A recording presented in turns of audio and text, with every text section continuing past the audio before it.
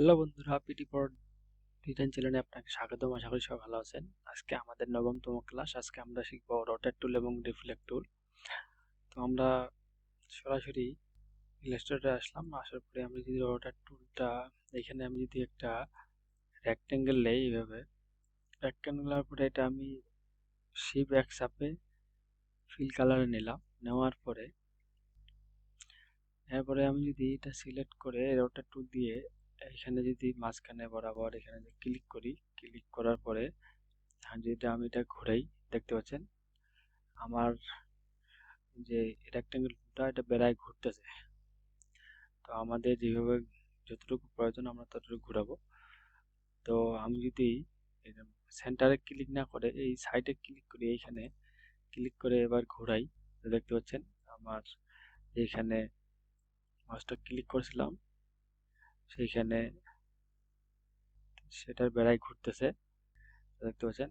আমি যদি এখন এই কর্নারে দেই, ক্লিক করে বেড়ায় ঘুরাই, তো আমার ওই ক্লিকটা সেন্টার থেকে বেড়ায় ঘুরতেছে। তো আমাদের যতটুকু প্রয়োজন আমরা ততটুকু ঘুরাবো। তো আমি যদি এখানে মাঝখানে ক্লিক করে অল্টার চাপে ধরে এইভাবে ঘুরাই, এইভাবে শিফট চাপে ধরে এইভাবে ঘুরালাম, মানে আমি কন্ট্রোল জেড দিলাম। তো এটা যদি আমি চাই, আমি রোটেট টুল দিয়ে অনেক ধরনের অ্যাবস্ট্রাক্ট লোগো করতে পারি। তো আমি সরাসরি যদি এইভাবে ইলিপস টুলটা নিলাম, ইলিপস টুলটা নেওয়ার পরে এইভাবে একটা যে কোনো কালার নিলাম, নেওয়ার পরে এইভাবে এভাবে যদি আমি রোটেট টুলটা এখানে মাঝখানে সেন্টারে ক্লিক করে এখানে যদি আমি রোটেট টুলটার এখানে ডবল ক্লিক করি, আমি যদি চাই এটা আমি 15 ডিগ্রি অ্যাঙ্গেলে ঘোরাবো, 15 দিলাম, কপি দিলাম। কপি দেওয়ার পরে কিবোর্ড থেকে কন্ট্রোল ডি চাপ দিলাম, দেখেন আমার একটা কি সুন্দর অ্যাবস্ট্রাক্ট লোগো ক্রিয়েট হয়ে গেল। আমি যদি চাই এখানে কালার দিতে পারি, কালার অ্যাপ্লাই করতে পারি। আমি যদি এখন এই অ্যাপিয়ারেন্স অ্যাড করে দিতে চাই, মাল্টিপ্লাই স্ক্রিন দিলাম, স্ক্রিন দেওয়ার পরে ফেলে দিলাম। এখানে বিভিন্ন রকম স্টাইল চেঞ্জ হয়ে যায়।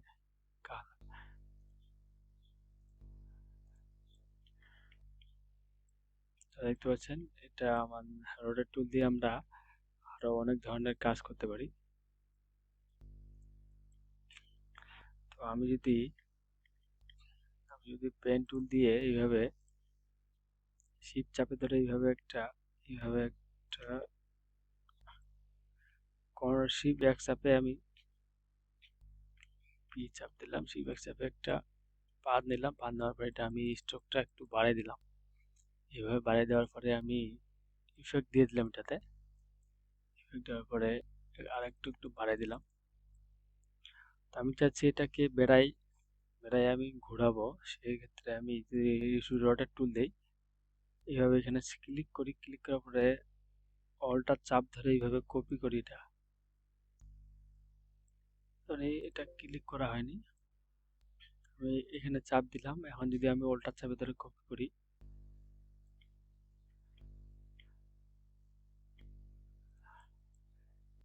আর রোটেট টুল দিয়ে এখানে ক্লিক করলাম, ক্লিক করার পরে আমি যদি এইভাবে অল্টার চাপে ধরে কপি করি, এখন যদি আমি কিবোর্ড থেকে কন্ট্রোল ডি দেই, দেখতে পাচ্ছেন আমার শেপটা খুব সুন্দরভাবে ঘুরতেছে। এইভাবে আমার একটা অ্যাবস্ট্রাক্ট লোগো ডিজাইন প্রায় হয়ে গেল। আমরা চাইলে এগুলো কালার দিতে পারি ভিন্ন ভিন্ন, যা মন চায়। তো রোটেট টুল আমরা আরো লোগো তৈরি করতে পারি। এখন যদি আমি চাই যে একটা ইলিপস টুল নিয়ে এইভাবে ইলিপস টুল নিলাম একটা, নেওয়ার পরে আমি যদি শিবলটা চাপে ধরে ছোট বড় করি, তারপরে আমি আরেকটা ইলিপস টুল নিলাম বড় করে, এইভাবে বড় করে নেওয়ার পরে এটা এইভাবে দিলাম আর এটা এইখানে দিলাম। এখন আমি চাচ্ছি যে এই ইলিপসটার বেড়ায় আমি এই ইলিশটা ছোট ইলিশটা ঘুরাবো, সেক্ষেত্রে আমার এই ইলিশটা সিলেক্ট করতে হবে। তারপরে রডের টুলে গেলাম, তারপরে এইখানে সেন্টারে আসে, সরি, সেন্টারে আসে ডাবল ক্লিক, সেন্টারে আসে এইখানে ডাবল ক্লিক করব। এইখানে সেন্টারে আসে, এখানে যদি আমি ডাবল ক্লিক করি, আর যদি আমি চাই এটা 15 ডিগ্রি করে নেব, কন্ট্রোল ডি হচ্ছে না, দাঁড়ান একটু, এটা সিলেক্ট করে রোটেট টুল দিয়ে অল্টা চাপে ধরে আমি এখানে এটার বেড়ায় ঘুরাবো। সেই জন্য আমি এটা সিলেক্ট করে রোটেট টুল দিয়ে এই যে বড় বৃত্তটার বেড়ায় যদি ঘুরবো, বড় বৃত্তটার সেন্টারে আসে আমি অল্টা চাপে ধরে এখানে একবার ক্লিক করবো মাউস দিয়ে। মাউস দিয়ে দেওয়ার পরে এটা আমার মাইনাসে আছে, প্লাসে নিব। প্লাসে আমি ধরুন যে আমি 20 ডিগ্রি বা 25 ডিগ্রি করে নিলাম। 25 ডিগ্রি করে নিলে দেখতেছে আমার বৃত্তটা অনেক দূরে চলে যাচ্ছে। আমি যদি 10 ডিগ্রি নেই, 10 ডিগ্রি করে নিলে হালকা করে আমি কন্ট্রোল দিলাম, কন্ট্রোল দেওয়ার পরে কিবোর্ড থেকে কন্ট্রোল ডি চাপতে থাকবে। এইভাবে দেখতে পাচ্ছেন আমার বৃত্তটার বেড়ায় সুন্দরভাবে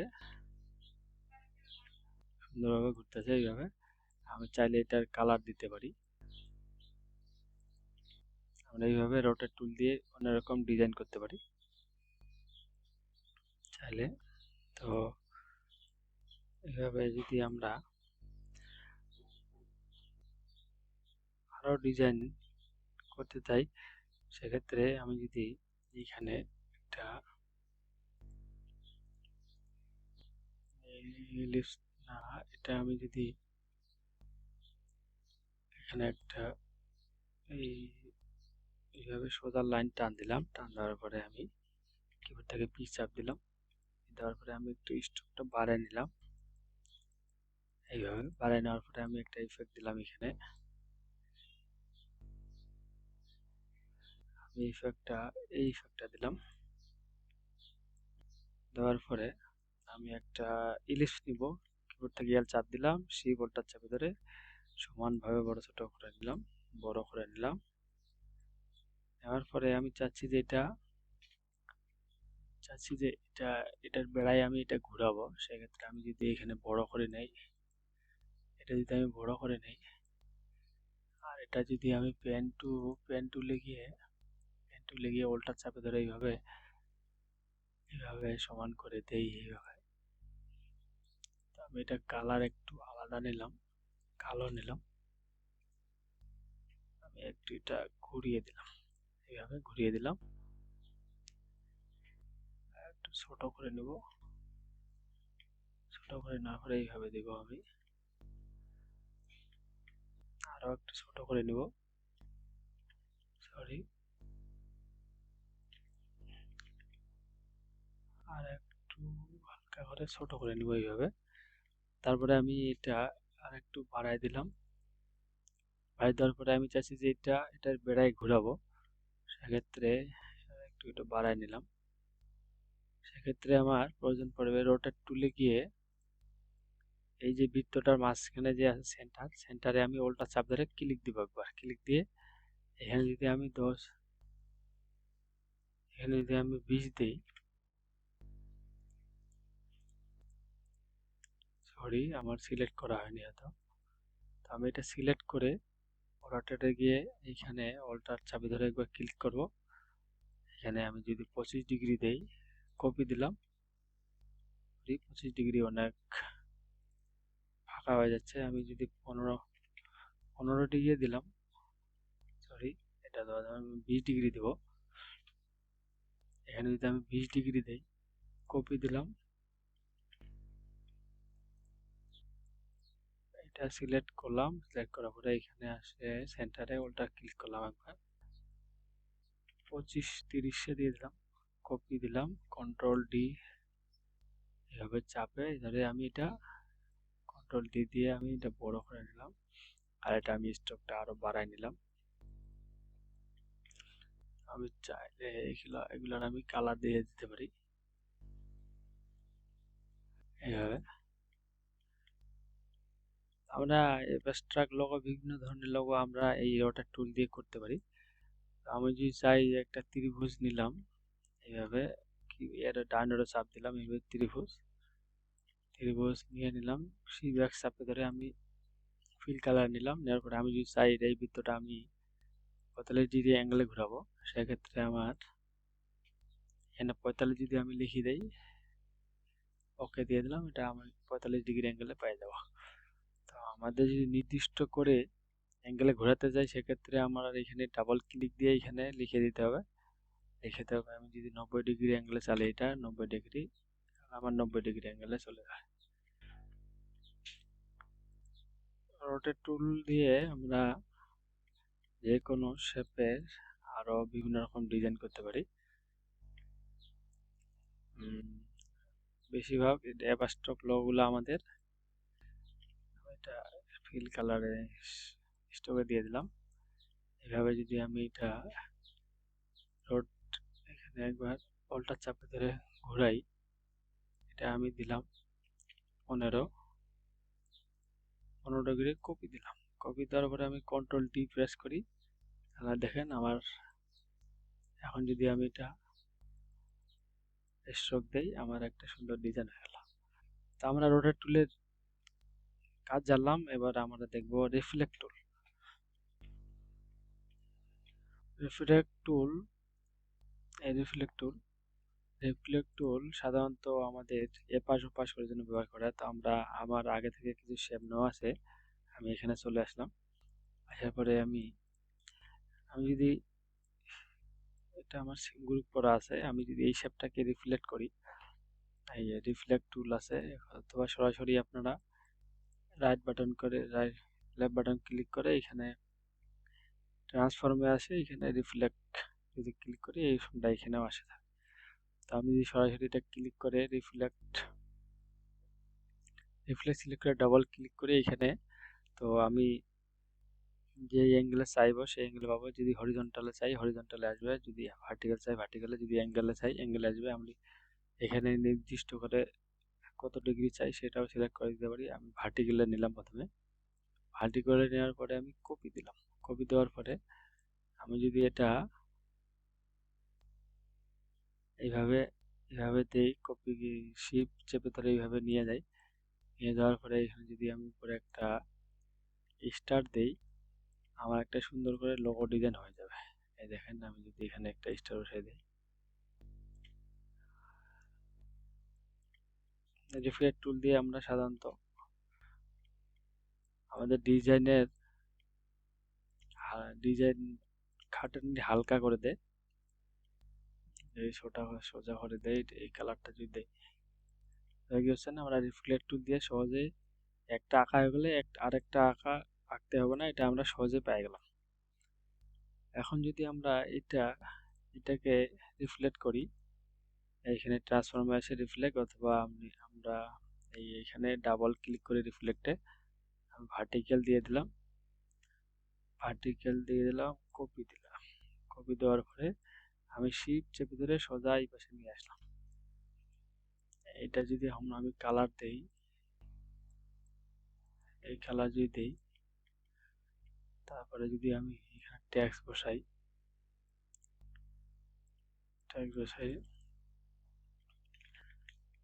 কোম্পানি